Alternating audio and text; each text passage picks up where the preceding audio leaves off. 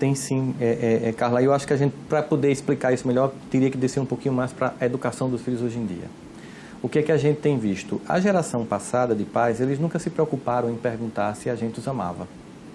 Eu lembro claramente de uma vez que eu pedi à minha mãe para brincar a Micarande, que é um carnaval fora da época que havia em Campina Grande, e ela disse que eu não ia, simplesmente eu não ia. E disse, mas meu avô me deu o abadá, porque o avô, antigamente, ele ajudava na criação, né? Mas, embora meu avô ajudou bastante para mim. Mas aí ela disse, mas você não vai, porque você é menor e quem manda em você sou eu. Eu disse, tem nada não, quando eu tiver 18 anos eu vou. Ela disse, não vai, porque enquanto você depender de mim, quem vai estabelecer as normas dessa casa sou eu. E eu disse, e você ainda pensa que eu vou lhe amar? Aí ela disse bem tranquilamente, meu filho, quem disse a você que eu quero o seu amor? E aí me chocou, obviamente, né? Mãe, você não quer o meu amor? Eu disse, o amor é uma escolha que a gente faz. Eu escolhi amar você. Agora, como mãe, eu não abro mão de que você me respeite. Eu só fui entender aquela cena muito depois. Fazendo curso de psicologia, eu fui entender que o amor é um sentimento muito sofisticado. E ele precisa de algumas pré-condições na escala dos sentimentos para que ele ocorra. Lembra daquele jargão da matemática, se e somente se? Então, digamos que para amar alguém, eu só amo alguém se e somente se eu respeitar. Os pais do passado não se preocupavam em serem amados, mas não abriam mão de serem respeitados. E com isso conseguiam o amor e o respeito. Infantilmente e de forma insegura, os pais de hoje querem ser amados por crianças e adolescentes, que nenhuma sofisticação ainda tem para um sentimento tão nobre. Eles realmente gostam muito, mas o amor vai ser construído na educação desses filhos. Eles tentam ser amados, mas não se fazem respeitar. E ao final não conseguem nem o amor, nem o respeito. Como eles não criam filhos, eu não estou falando de todos, mas muitos, não criam crianças que suportam não, frustração, eu não vou dar, eu não vou comprar. Eles criam pessoas com incapacidade de suportar que a vida nem sempre é favorável. Mas será que alguns até não tentam ser diferentes? Até porque eles têm uma base diferente disso. Mas não conseguem, por conta do mundo atual, desse mundo que a gente vive, dessa relação com esse mundo de consumo que a gente vive. Anchieta, eu sei que existe essa pressão lá fora, mas se a gente não decidir que vou pautar a minha família por um valor que eu acredito, a gente termina sendo dominado por esse coletivo. E aí a gente tira um discurso que é impossível reagir a isso. E não, é possível reagir. É óbvio que eu não posso educar o meu filho hoje como eu fui educado. Acontece que nós tínhamos um modelo de família que começou a ser questionado, que a gente chamaria de tese, família tese. Se criou uma antitese, uma antítese, seria um movimento dialético.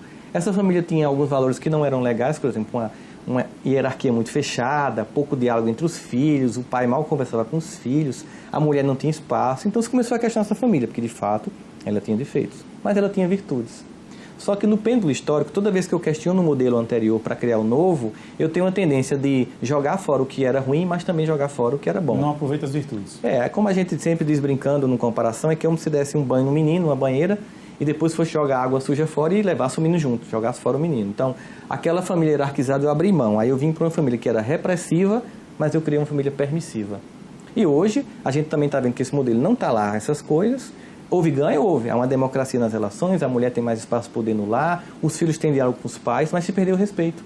Então, a família síntese, que é a família antiga, tese, a família antitese, vamos para a família síntese, nesse movimento dialético, é uma família em que eu mantenho essa democracia familiar que foi conquistada, é muito bem-vinda, a criança poder se expressar, mas eu trago de volta o respeito, a disciplina, a norma, as frustrações, que eu não posso dar tudo que você quer, mesmo que eu possa.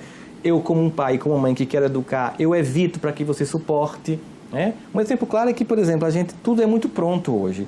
Você, da minha geração, Cita, sabe que para a gente comer uma pamonha era todo um dia no milharal, catando, depois descabelando, os homens iam, era até uma coisa divertida. Depois a gente cortava, moía com moinho à mão. E 5 da tarde era um ritual familiar inteiro em que a gente comeria a pamonha. A gente passa hoje na padaria e compra pronta.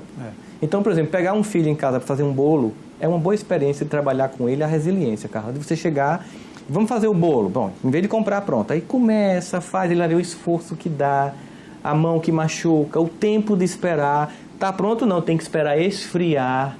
Ele passa mais ou menos umas 4 horas para comer um bolo. Aquilo é uma experiência rica dele esperar o tempo. Nós temos uma geração ansiosa.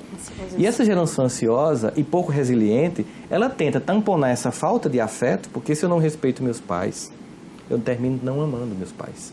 E eu vou para relações fragilizadas, inclusive namoros fragilizados. E aí você vê uma jovem acaba o namoro e se suicida. Veja que incompetência emocional, que filha que você criou com tanta incapacidade de suportar a frustração, que é a primeira vez que acaba uma coisa. Em vez de ouvir Pablo, né? E chorar, e depois reviver, né? A pessoa vai e se mata. Quer dizer, a gente simplesmente fazia isso, ouvia uma músicazinha, chorava, ficava triste, né? E continuava a vida. Agora as pessoas não podem ter um prejuízo que se destrói. As pessoas não se dão mais ao trabalho de roer um pouco, né? Exatamente, não se dão